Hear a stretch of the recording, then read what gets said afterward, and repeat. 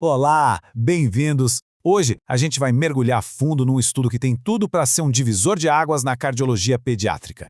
E olha, vamos começar direto com o número que mais impressiona nessa pesquisa: uma redução de 48 milímetros de mercúrio no gradiente. Para quem lida com essa condição no dia a dia, sabe, esse é um número que salta aos olhos e realmente muda a nossa perspectiva sobre o tratamento. E essa descoberta é incrível vem do ensaio clínico SC-HCM. É um estudo que tem um potencial gigantesco para transformar completamente o tratamento de jovens pacientes com cardiomiopatia hipertrófica obstrutiva. Então, este aqui é o nosso roteiro de hoje.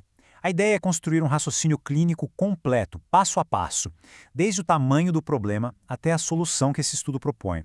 Bom, vamos começar pelo desafio da cardiomiopatia hipertrófica. É fundamental a gente entender o contexto. Por que, especificamente na pediatria, essa doença é um problema tão crítico na nossa prática?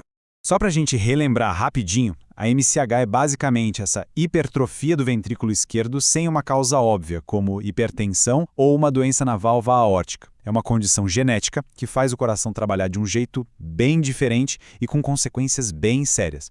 E aqui é que o cenário fica mais dramático.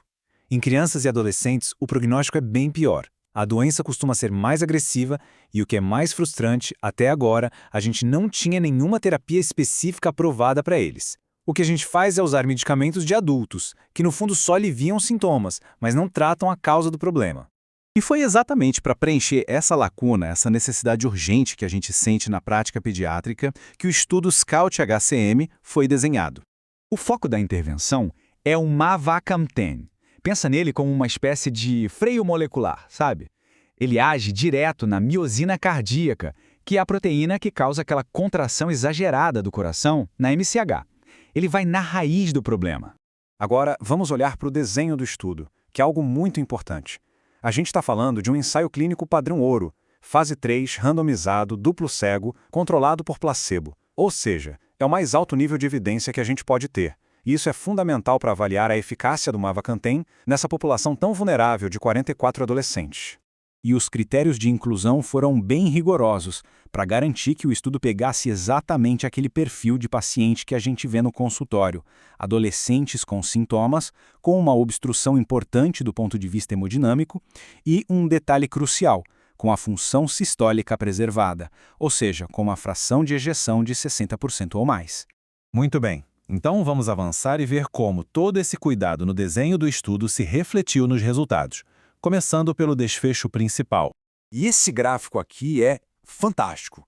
Ele mostra tudo. Uma queda de quase 50 milímetros de mercúrio no gradiente com o mavacamten, enquanto no grupo placebo basicamente nada aconteceu. A diferença não é só estatisticamente significativa, ela é clinicamente muito relevante.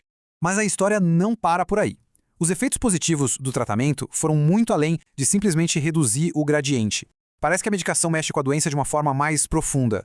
Dá uma olhada nessa tabela. Ela mostra os outros benefícios. Os dados mostram uma melhora real na estrutura do coração, com redução na espessura da parede e também na função diastólica. E olha essa queda de 77% no NT-proBNP. Isso é um sinalizador muito forte de que o coração está sob menos estresse. Ou seja, parece que a gente não está só aliviando a obstrução, mas promovendo um remodelamento positivo do coração.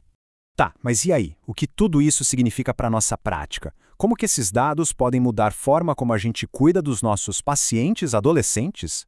Um ponto absolutamente essencial: segurança. E as notícias são ótimas. O perfil de segurança foi muito parecido com o do placebo. O número de eventos adversos, até mesmo os mais sérios, foi praticamente o mesmo nos dois grupos. E o mais importante, que era a grande preocupação: nenhum paciente teve queda da fração de ejeção para baixo de 50%. Isso é muito tranquilizador.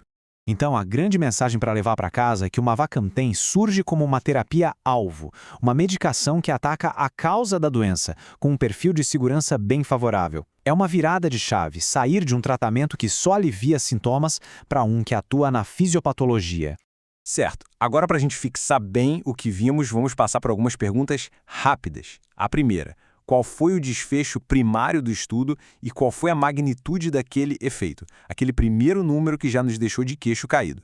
Segunda pergunta: além do gradiente de pressão, que outros parâmetros que a gente vê no ecocardiograma também melhoraram? Vamos pensar naqueles achados que sugerem uma melhora na estrutura e função do coração. Terceira pergunta sobre segurança. Qual foi a descoberta mais importante e tranquilizadora sobre a fração de ejeção, a FEV? Essa era uma preocupação central com essa classe de medicamentos. Quarta questão, voltando lá para o comecinho da nossa conversa. Por que a cardiomiopatia hipertrófica na pediatria é vista como uma doença de pior prognóstico? Isso ajuda a gente a lembrar por que essa busca por novas terapias é tão urgente. E para fechar, a quinta pergunta: qual era o perfil dos pacientes incluídos no estudo? Idade e classe funcional. É super importante saber para quem exatamente esses resultados se aplicam. Os próprios autores do estudo destacam essa possibilidade de benefícios a longo prazo. A redução nesses biomarcadores tão importantes como o NT-proBNP e a troponina abre uma janela de esperança. Quem sabe, para realmente modificar a história natural da doença. Isso nos deixa com uma reflexão final, uma pergunta que vai ecoar por um tempo. Será que essa terapia, usada precocemente, poderia não só tratar os sintomas, mas de fato mudar o curso, a trajetória a longo prazo dessa doença tão séria em nossos jovens pacientes? Fica aí o pensamento.